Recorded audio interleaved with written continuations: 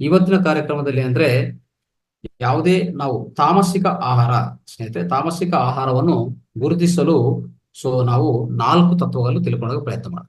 ತಾಮಸಿಕ ಆಹಾರ ಅಂದ್ರೆ ಏನು ಸ್ನೇಹಿತರೆ? ಅದು ಏನು ಅಂತ ಅರ್ಥ ಮಾಡ್ಕೋಬೇಕು. ಮತ್ತೆ ಅದನ್ನು ಗುರುತಿಸಕ್ಕೆ ನಾಲ್ಕು ವಿಧಾನಗಳು ಏನಿದೆ, 4 ತತ್ವಗಳು ಏನಿದೆ ಅಂತ ನಾವು ಇವತ್ತಿನ ಅಂಶದಲ್ಲಿ ತಿಳ್ಕೊಳ್ಳೋಕೆ ಪ್ರಯತ್ನ ಮಾಡಿ ಸ್ನೇಹಿತರೆ. ಮೊದಲನೇದೇನಂದ್ರೆ, ತಾಮಸಿಕ ಆಹಾರ ಅಂದ್ರೆ ಸ್ನೇಹಿತರೆ, ಇದು ದೈವಿಕ ದೈವಿಕ ಅಡಿಗೆ ಮನೆ ಅಂತ ಹೇಳ್ಬೋದು. ಅಂದ್ರೆ ಈಗಾಗಲೇ ಮುಂದೆ ಇಂದಿನ 2 ತರಗತಿಗಳಲ್ಲಿ ನಾವು ಈ ಮೊದಲನೇದು ನಾವು ಸಾತ್ವಿಕ ಆಹಾರ ಬಗ್ಗೆ ತಿಳ್ಕೊಂಡಿದ್ವಿ, ಎರಡನೇದು ರಾಜಸಿಕ ಆಹಾರ ಬಗ್ಗೆ ತಿಳ್ಕೊಂಡಿದ್ವಿ, ಮೂರನೇದು ಇವಾಗ ತಾಮಸಿಕ ಆಹಾರ ಬಗ್ಗೆ ತಿಳ್ಕೊತಾ ಇದ್ವಿ. ಸಾತ್ವಿಕ ಆಹಾರ ಅನ್ನೋದು ನಾವು ನೇರವಾಗಿ ನಿಸರ್ಗ ಅಡಿಗೆ ಮನೆಯಿಂದ ಬರೋದು. ಮತ್ತೆ ರಾಜಸಿಕ ಆಹಾರ ಬಂದು ಮನಸ್ಸಿನ ಅಡಿಗೆ ಮನೆಯಿಂದ ಬರೋದು. ಮನಸ್ಸಿನ ಅಡಿಗೆ ಮನೆ ಅಂದ್ರೆ ನಾವು ಪ್ರತಿ ಮನೆಯಲ್ಲಿರುವಂತ ಅಡಿಗೆ ಮನೆ, ನಾವು ಮನಸ್ಸನ್ನು ಏರ್ಪಾಟ್ ಮಾಡ್ಕೊಳ್ಳುವಂತ ಅಡಿಗೆ ಮನೆಯಿಂದ ಬರುವಂತ ಆಹಾರವೇ ಅದು ರಾಜಸಿಕ ಆಹಾರ. ಮತ್ತೆ ಈ ಹೇಳ್ಬೇಕಂದ್ರೆ, ಈ ತಾಮಸಿಕ ಆಹಾರ ಏನು ಅಂತಂದ್ರೆ ದೆವ್ಯ ಅಂದ್ರೆ ದೆವ್ಯೆಯು ಅಡಿಗೆ ಮನೆ, ಡೆವಿಲ್ಸ್ ಕಿಚನ್ ಅಂತ ಇತ್ತು ಸ್ನೇಹಿತರೆ. ದೆವ್ಯೆಯ ಅಡಿಗೆ ಮನೆಯಿಂದ ಬರೋದು ಈ ಆಹಾರ, ಇದು ರಾಕ್ಷಸ ಆಹಾರ. ಈ ಆಹಾರ ಏನಿದೆಯೋ ಇದು ತಾಮಸಿಕ ಆಹಾರ ಅಂತ ಕರೀತಾ ಇರ್ತೀವಿ ಸ್ನೇಹಿತರೆ. ಅದು ಯಾವ್ದ್ಯಾವ್ದು ಯಾವ ತರ ಗುರುತಿಸೋದು ಅನ್ನೋದು ತಿಳ್ಕೊಂಡೋಗ ಪ್ರಯತ್ನ ಮಾಡ. ಯಾವುದೇ ಆಹಾರ ಇರಲಿ, ನಮ್ಮ ನೇರವಾಗಿ ಕರ್ಮಾಗಾರಗಳಿಂದ ಬರ್ತದೆ ಸ್ನೇಹಿತರೆ. ಕರ್ಮಾಗಾರಗಳಿಂದ ಅಂದ್ರೆ ಫ್ಯಾಕ್ಟ್ರೀಸ್ ಇಂದ ನೇರವಾಗಿ ಬರುವಂತ ಈ ಆಹಾರ ಏನಾಗುತ್ತೆ ಅಂದ್ರೆ, ಅದರಲ್ಲಿ ಯಾವುದೇ ಸಹಜ ತತ್ವ, ಪ್ರಕೃತಿ ತತ್ವ ಯಾವುದೂ ಇರಲ್ಲ. ಅದನ್ನ ಅರ್ಥ ಮಾಡ್ಕೊಳ್ಳಿ. ಅಂತ ಆಹಾರ ನಾವು ಖಂಡಿತವಾಗಿ ದೇವಿಯ ಅಡಿಗೆ ಮನೆ ಅಂತ ಹೇಳ್ಬೋದು ಖಂಡಿತವಾಗಿ. ಆಮೇಲೆ ಇದು ಯಾವುದೇ ಆಹಾರ ಇನ್ನೊಬ್ಬರಿಗೆ ನೋವು ಕೊಡೋದು, ಇನ್ನೊಂದು ಜೀವಿಗೆ ನೋವು ಕೊಡೋದು, ಇನ್ನೊಂದು ಜೀವಿಗೆ ನೋವು ಕೊಟ್ಟು ಏನೇ ಒಂದು ಆಹಾರ ಸಂಗ್ರಹಣ ಮಾಡಿದ್ರೆ ಆ ಆಹಾರವನ್ನು ಸಹ ರಾಕ್ಷಸ ಆಹಾರ ಅಂತ ಕರಿತೀವಿ. ಅದೇ ತಾಮಸಿಕ ಆಹಾರ ಅಂತ ಕರಿತೀವಿ ಸ್ನೇಹಿತರೆ. ಇದೇನಾಗತ್ತಂದ್ರೆ, ನಮ್ಮ ದೇಹಕ್ಕೆ ಖಂಡಿತವಾಗಿ ಅನಾರೋಗ್ಯವನ್ನು ತಂದುಕೊಡ್ತದೆ. ಆ ಜೊತೆಗೆ ನಮ್ಮ ದೇಹ ಒಳಗಡೆ ಹೆಚ್ಚು ಸೋಮರಿತನ ಅಂದ್ರೆ ಒಂಥರ ಲೆಥಾರ್ಗಿ, ಲೇಜಿನೆಸ್ ಫಾರ್ಮ್ ಆಗುತ್ತೆ, ಲೇಜಿನೆಸ್ ಆಗತ್ತೆ. ನಮ್ಮ ದೇಹ ಒಳಗಡೆ ಇನ್ನು ಹೇಳ್ಬೇಕಂದ್ರೆ ಖಿನ್ನತೆ ಭಾವನ, ಡಿಪ್ರೆಷನ್ ಸ್ಟಾರ್ಟ್ ಆಗುತ್ತೆ. ಡಿಪ್ರೆಷನ್, ಖಿನ್ನತೆ ಭಾವನ ಶುರು ಆಗುತ್ತೆ ನಮ್ಮ ದೇಹದಲ್ಲಿ, ನಮ್ಮ ಇಡೀ ಮಾನವ ವ್ಯವಸ್ಥೆಯಲ್ಲಿ ಇಂಥ ಆಹಾರ ಸೇವನೆ ಮಾಡಿದ್ರೆ. ಈ ಆಹಾರ ಸೇವನೆ ಮಾಡಿದಕ್ಕೋಸ್ಕರನೇ ಇಂಥ ಯಾವುದೇ ತಾಮಸಿಕ ಆಹಾರ ಸೇವನೆ ಮಾಡ್ತಾ ಇದ್ರೆ ಸ್ನೇಹಿತರೆ, ನಮ್ಮ ಲಕ್ಷಣಗಳು, ನಮ್ಮ ಗುಣಗಳನ್ನು ಸಹ ತಾಮಸಿಕ ಗುಣಗಳೇ ನಾವು ಅನುಭವಿಸ್ತೀವಿ. ಯಾವುದೇ ಒಳ್ಳೆ ಶುದ್ಧ ಸಾತ್ವಿಕ ಗುಣಗಳು ನಮ್ಮ ಒಳಗಡೆ ಬರಲ್ಲ. ಖಂಡಿತವಾಗಿ ನೀವು ಯಾವುದೇ ಧ್ಯಾನ ಮಾಡೋಕ್ಕೂ ಸಾಧ್ಯವಿಲ್ಲ, ಧ್ಯಾನ ಮಾಡೋದಕ್ಕೂ ಆ ಲಕ್ಷಣಗಳು ಸಹಕರಿಸಲ್ಲ. ಅದಕ್ಕೋಸ್ಕರ ಈ ಆಹಾರವನ್ನು ಇನ್ನೂ ಗುರುತಿಸಕ್ಕೆ 4 ವಿಧಗಳು ನಾನು ಹೇಳ್ತೀನಿ, 4 ತತ್ವಗಳು ಹೇಳ್ತೀನಿ. ದಯವಿಟ್ಟು ಎಲ್ಲರೂ ಇದನ್ನು ಅರ್ಥ ಮಾಡಿಕೊಂಡು ನೆನಪಿಟ್ಕೊಳ್ಳಿ ಸ್ನೇಹಿತರೆ. ಮೊದಲನೇದು, ಯಾವುದೇ ಆಹಾರ ಇನ್ನೊಂದು ಜೀವಿಗೆ ನೋವು ಕೊಟ್ಟೋ ಆಹಾರ ಸ್ನೇಹಿತರೆ, ಅದು ಖಂಡಿತವಾಗಿ ತಾಮಸಿಕ ಆಹಾರ ಆಗತ್ತೆ ಅಂತ ಅರ್ಥ ಮಾಡ್ತಾರೆ. ಅದು ಮೊದಲನೇ ತತ್ವ. ಏನು ಅಂತದ್ದು ಅಂತಂದ್ರೆ ನೋಡಿ, ನೋಡಿ, ಒಂದು ಮಾಂಸ ಮತ್ತೆ ಮೀನು ಮತ್ತೆ ಮೊಟ್ಟೆ ಇದೆಲ್ಲಾನು ಸಹ ಸ್ನೇಹಿತರೆ, ಇದೆಲ್ಲಾನು ಖಂಡಿತವಾಗಿ ತಾಮಸಿಕ ಆಹಾರನೇ ಅಂತ ಕರಿತೀವಿ. ಅದು ನೋಡಿ, ಏನಾಗುತ್ತೆ ಅಂದ್ರೆ, ನಮ್ಗಿರುವಂತ ಈ ಒಂದು ಒಂಥರ ಹೇಳ್ಬೇಕಂದ್ರೆ ಜಿಹ್ವ ಚಾಪಲ್ಯ ಅಂತ ಹೇಳ್ತೀವಿ. ಜಿಹ್ವ ಚಾಪಲ್ಯ ಅಂದ್ರೆ ಯಾವುದೋ ರುಚಿಗೋಸ್ಕರ ಇನ್ನೊಂದು ಜೀವಿಗೆ ನಾವು ನೋವು ಕೊಟ್ಟು ಆ ಆಹಾರವನ್ನು ಸೇವನೆ ಮಾಡ್ತಾ ಇದ್ದೀವಿ ನೋಡಿ, ಖಂಡಿತವಾದ ಅದು ತಾಮಸಿಕ ಆಹಾರ ಆಗತ್ತೆ. ಇದು ಅರ್ಥ ಮಾಡ್ಕೊಳ್ಳಿ ಸ್ನೇಹಿತರೆ. ಇನ್ನು ಅದೊಂದೇ ಅಲ್ಲ, ನಮ್ಮ ಯಾವುದೇ ಡೈರಿ ಫಾರ್ಮ್ ತಗೋರಿ, ಅಂದ್ರೆ ಡೈರಿ ಫಾರ್ಮ್ ಅಂದ್ರೆ ನಾವು ಹಾಲು ಸಂಗ್ರಹಣ ಮಾಡುವಂತ ಈ ಡೈರಿ ಫಾರ್ಮ್ಸ್ಗಳಿದೆ. ಅದ್ರ ಒಳಗಡೆ ಅವ್ರು ಮಾಡಂತ ವ್ಯವಹಾರಗಳು ನೋಡಿದ್ರೆ, ಅದನ್ನು ಸಹ ಆ ಹಾಲು ಏನು ಅಲ್ಲಿಂದ ಸಂಗ್ರಹಣ ಮಾಡ್ತಾರೋ ಅದು ತಾಮಸಿಕ ಆಹಾರ ಅಂತ ಕರಿಬಹುದು ಅಷ್ಟೇ. ಯಾಕಂದ್ರೆ ಒಂದು ಹಸು ಅನ್ನೋದು ಹಾಲು ಕೊಡ್ಬೇಕಂದ್ರೆ ಸಹಜವಾಗಿ ಅದು ಅಂದ್ರೆ ಅದು ಅವರು ಹೇಳ್ಬೇಕಂದ್ರೆ ಅದು ತಾಯಿಯಾಗಿ ಮಕ್ಕಳು ಕೊಡುವಂತ ಹಾಲು ಬೇರೆ ವಿಧಾನ ಇರ್ತದೆ ಸ್ನೇಹಿತರೆ. ಅದು ಅಲ್ಲಿ ಏನಾಗುತ್ತೆ, ಪ್ರೇಮ ಪ್ರೀತಿ ಅನ್ನೋದು ಇರ್ತದೆ ಅಲ್ವಾ. ಆ ಪ್ರೀತಿಯಿಂದ ತಾಯಿ ಮಕ್ಕಳಿಗೆ ಹಾಲು ಕೊಡ್ತಾ ಇರ್ತದೆ. ಅದು ಹಸು ಸಹಜವಾಗಿ ಮಾಡುವಂತ ವಿಧಾನ.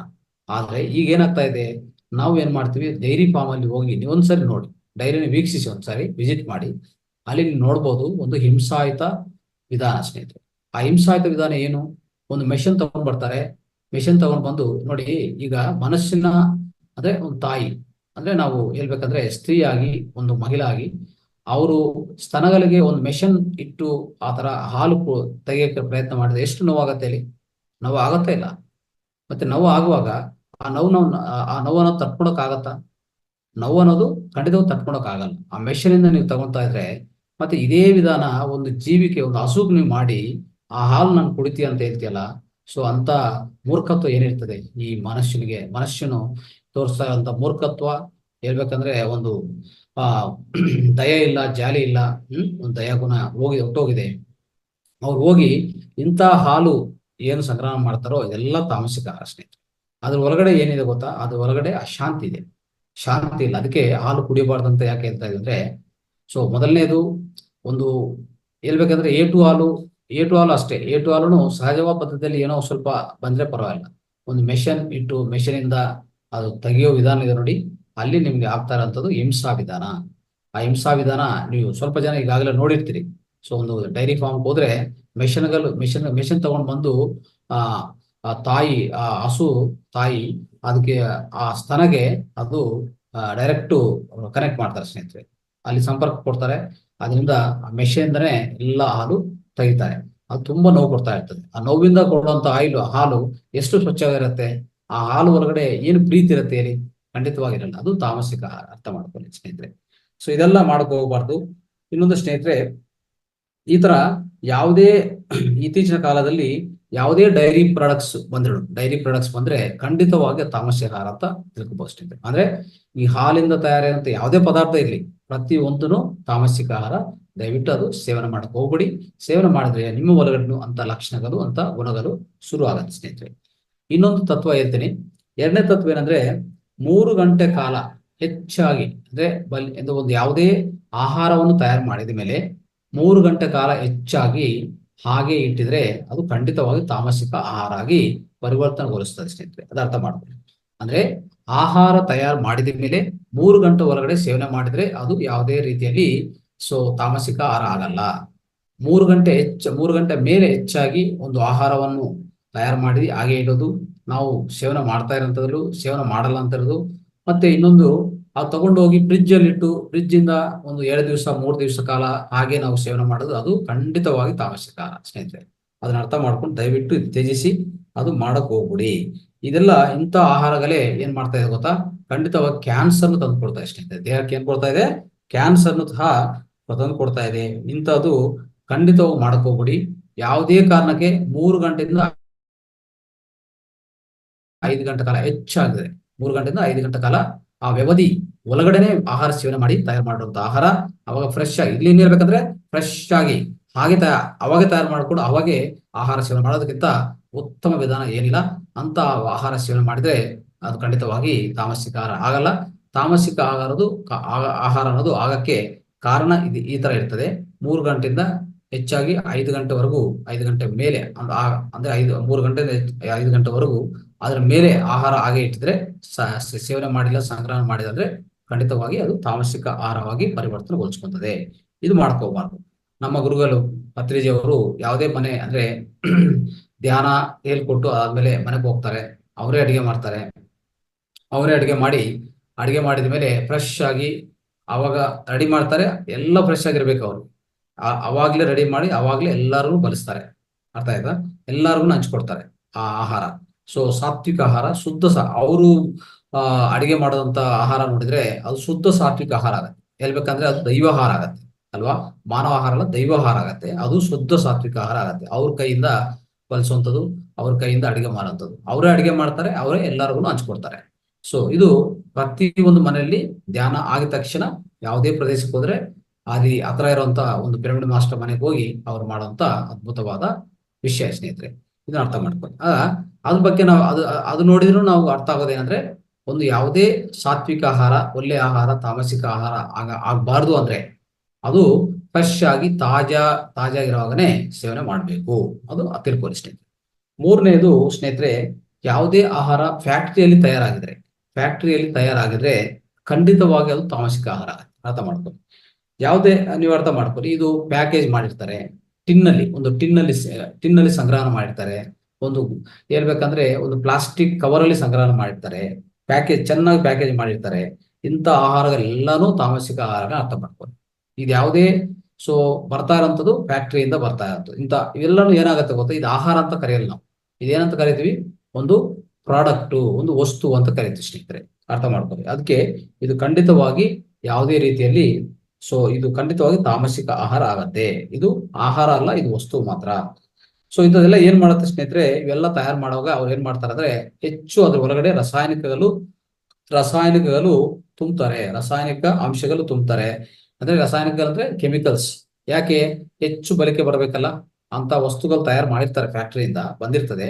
ಅವು ಹೆಚ್ಚು ಬಳಕೆ ಬರ್ಬೇಕಂದ್ರೆ ಏನ್ ಮಾಡ್ಬೇಕು? ಅದಕ್ಕೂ ಪ್ರಿಸರ್ವೇಟಿವ್ಸ್ ಆಡ್ ಮಾಡ್ತಾರೆ, ಅಂದ್ರೆ ಒಂದು ಕೆಮಿಕಲ್ಸ್ ಆಡ್ ಮಾಡ್ತಾರೆ, ಮಿಶ್ರ ಮಾಡ್ತಾರೆ. ಅದಕ್ಕೋಸ್ಕರ ಹೆಚ್ಚು ಸಮಯ ಬಳಕೆ ಬರುತ್ತೆ. ಸೊ ಈ ತರದ್ದು ವಸ್ತುಗಳು ಏನಾಗುತ್ತೆ ಗೊತ್ತೇ ಸ್ನೇಹಿತರೆ, ಇಂಥ ವಸ್ತುಗಳು ನೀವು ಸೇವನೆ ಮಾಡಕ್ ಹೋಗಿ ಇದು ಆಹಾರ ಆಗಿ ನೀವು ಅದು ಖರೀದಿ ಮಾಡಿ ನೀವು ಸೇವನೆ ಮಾಡಕ್ ಹೋದ್ರೆ, ನೀವು ಅದು ನಿಮ್ಮ ಮಕ್ಕಳಾಗ್ಬೋದು, ಯಾರೇ ಕುಟುಂಬಿಕರು ಆಗ್ಬೋದು, ಈ ತರ ಸೇವನೆ ಮಾಡುವಾಗ ಖಂಡಿತವಾಗಿ ನಿಮ್ಮ ಒಳಗಡೆ ಇರುವಂತ ಅಂಗಗಳಿಗೆ, ಅವಯವಗಳಿಗೆ ಇದು ಹಾನಿ ಆಗತ್ತೆ. ಅರ್ಥ ಮಾಡ್ಕೋ ಸ್ನೇಹಿತರೆ, ಇದು ಖಂಡಿತವಾಗಿ ಮಾಡಕ್ ಹೋಗ್ಬೇಡಿ. ಕೊನೆಯದಾಗಿ ಸ್ನೇಹಿತರೆ, 4ನೇ ತತ್ವ ಏನಂದ್ರೆ ನೋಡಿ, ಈ ಆಲ್ಕಹಾಲು, ಮದ್ಯ ಅಂತ ಹೇಳ್ತಾರ, ಈ ಮದ್ಯ ಅನ್ನೋದು ಮತ್ತೆ ವೈನ್ ಅಂತ ಹೇಳ್ತೀವಿ, ಬೀರ್ ಅಂತ ಹೇಳ್ತೀವಿ, ಯಾವುದೇ ಇರಲಿ, ಈ ಸಾರಾ ಮತ್ತೆ ಈ ವೈನ್ ಆಗ್ಬೋದು, ಬೀರ್ ಆಗ್ಬೋದು, ಯಾವುದೇ ಇರಲಿ, ಇಂಥ ಮದ್ಯಪಾನಗಳೇನಿದೆಯೋ ಖಂಡಿತವಾಗಿ ಎಲ್ಲಾನು ಏನಾಗತ್ತೆ, ಇದು ಖಂಡಿತವಾಗಿ ತಾಮಸಿಕ ಆಹಾರ. ಅರ್ಥ ಆಯ್ತಾ? ಯಾಕಂದ್ರೆ ಇದರಲ್ಲಿ ಏನಿರ್ತದೆ, ಹೆಚ್ಚಾಗಿ ಆಮ್ಲಯುಕ್ತ ಇರುತ್ತೆ, ಹೆಚ್ಚಾಗಿ ಆಮ್ಲಯುಕ್ತ ಇರುತ್ತೆ, ಇದರಲ್ಲಿ ಹೆಚ್ಚು ವಿಷ ಪದಾರ್ಥಗಳಿರುತ್ತೆ ಸ್ನೇಹಿತರೆ. ಸೊ ಖಂಡಿತವಾಗಿ ಇದೆಲ್ಲ ಏನ್ ಮಾಡುತ್ತಂದ್ರೆ ನಮ್ಮ ದೇಹವನ್ನು ತುಂಬಾ ನಿಧಾನವಾಗಿ ಅಂದ್ರೆ ಸರಿಯಾದ ಹೇಳ್ಬೇಕಂದ್ರೆ ಒಳಗಡೆ ಹೆಚ್ಚು ಲೇಜಿನೆಸ್ ಫಾರ್ಮ್ ಆಗೋದು, ಸರಿಯಾದ ಮೆದುಳು ಅನ್ನೋದು ಸ್ಲೋ ಆಗುತ್ತೆ, ನಿಧಾನವಾಗ್ಬಿಡ್ತದೆ. ಮೆದುಳು ಕೆಲಸ ಮಾಡೋದು ವಿಧಾನನು ತುಂಬಾ ನಿಧಾನವಾಗತ್ತೆ. ಅದ್ರ ಯಾವುದೇ ಒಂಥರ ಹೇಳ್ಬೇಕಂದ್ರೆ ಶಾರ್ಪ್ ಆಗಲ್ಲ, ಅದರಲ್ಲಿ ಹೆಚ್ಚು ಹೊಲಪು ಅನ್ನೋದು ಬರಲ್ಲ, ಹೊಲಪು ಅನ್ನೋದು ಹೋಗ್ಬಿಡ್ತದೆ. ಮೆದುಳಿಗಿರುವಂತಹ ಹೊಲಪು, ಈಗಾಗಲೇ ಇರುವಂತಹ ಹೊಲಪು ಅನ್ನೋದು ಅದನ್ನು ಹೋಗ್ಬಿಡ್ತದೆ, ಆ ಶಾರ್ಪ್ನೆಸ್ ಹೋಗ್ಬಿಡ್ತದೆ, ತುಂಬಾ ಡಲ್ ಆಗ್ಬಿಡ್ತದೆ, ಮೈಂಡ್ ಎಲ್ಲ ಡಲ್ ಆಗ್ಬಿಡ್ತದೆ. ಸೊ ಇದೆಲ್ಲದ ಕಾರಣ ಏನಂದ್ರೆ ಇವರು ಕುಡಿದಾರಂತ ಈ ಮದ್ಯಪಾನ ಸ್ನೇಹಿತರೆ, ಇದು ಪ್ರಧಾನ ಕಾರಣ. ಇದನ್ನು ಸಹ ಖಂಡಿತವಾಗಿ ತಾಮಸಿಕ ಆಹಾರ ಅಂತ ನೀವು ಇದು ಒಂದು ಗುರುತಿಸೋ ವಿಧಾನ ಸ್ನೇಹಿತರೆ. ಸೊ ದಯವಿಟ್ಟು ಅರ್ಥ ಮಾಡ್ಕೊಳ್ಳಿ.